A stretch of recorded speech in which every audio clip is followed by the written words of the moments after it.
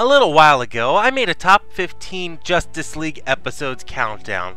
In that countdown, I mentioned an episode by the title of Comfort and Joy, even if that episode didn't actually make it to the countdown. Well, today, it's actually time to look at that episode, so let's get rolling.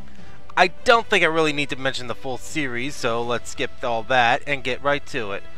After the Justice League helps a rather unique alien race in saving their world, they all go off to do their own things for the holidays. Batman and Wonder Woman aren't in this episode, as the former we learned what he did in another Christmas episode of Batman the Animated Series, and the latter probably wouldn't celebrate the season due to her Greek god upbringing. So we just have the rest of the league to look at, causing this episode to have 3 separate stories happening at the same time. One for the Flash, one for Green Lantern and Hawkgirl, and one for Superman and Martian Manhunter. Each story has its own unique way to look at the holiday season and does play up to each of the characters' personalities.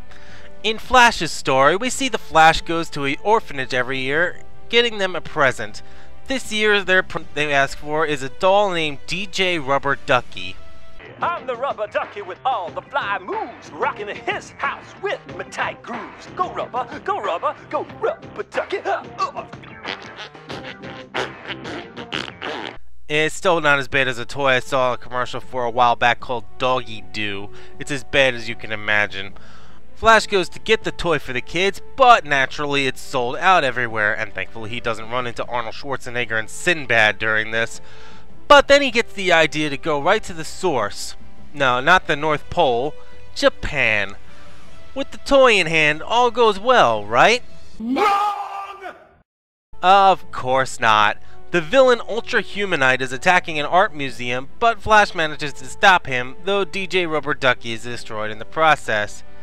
Flash gets depressed because of this, but some words that he said to the Ultra Humanite touched his heart, and he calls a truce and actually helps him fix the doll, even improving it in his own words for them. Hello, children.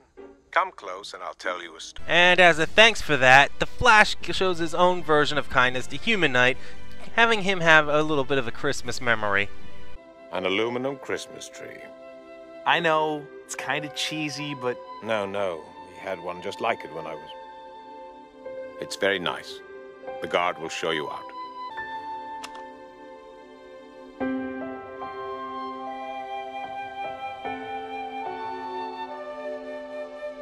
The second story focuses on Green Lantern and Hawkgirl, who had been building up a relationship throughout the series. After the mission, GL is enjoying the snow on the planet they're on, remembering his childhood, and he tries to get Hawkgirl to realize the fun of it as well, but it's not working out like he planned. Yes, because pelting the woman you love with snowballs is going to make her see things her way. Though it may be a better idea of having a good time than hers, as she takes him to another world where she goes to relax, or just have a good time actually. Well, things are strange for GL obviously, but Hawkgirl does have some plans. Just one more thing would make this evening perfect.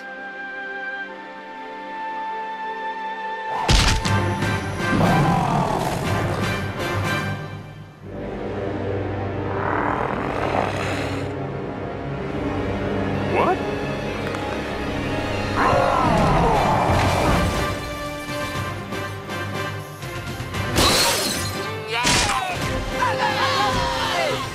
Yeah, there's really nothing after this fight save for a snuggle, so let's get to the final story with Superman and Martian Manhunter, or, since they're not on duty, Clark and Jean. Clark takes John to his house for the holidays to try to get him to enjoy the holidays instead of just being stuck up in the watchtower all the time.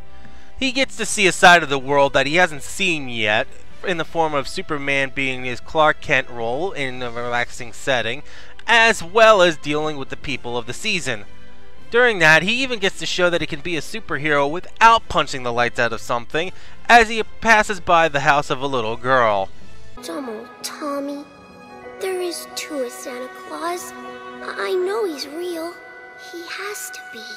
Just you wait. He'll eat the cookies I left out like he does every year.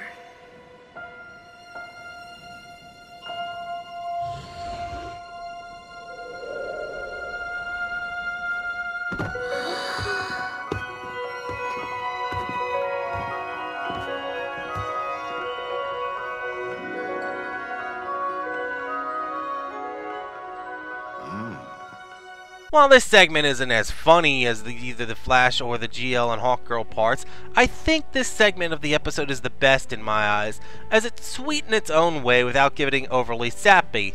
Plus, it's the only time we get to really see John relax throughout the series, even if it takes him a bit. That and they do get to keep some continuity from the Superman animated series. That reminds me, where's Kara? Skiing with Barbara. She'll be home for New Year's. Comfort and joy all around is a nice episode, even if it wasn't in my top 15. I do suggest you watch it. It shows that no matter how you celebrate the season, there is no wrong way to do so, no matter who or what you are. Nice way to kick off a Christmas break. I second that.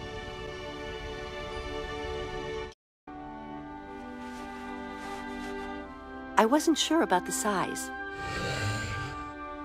I can grow into it.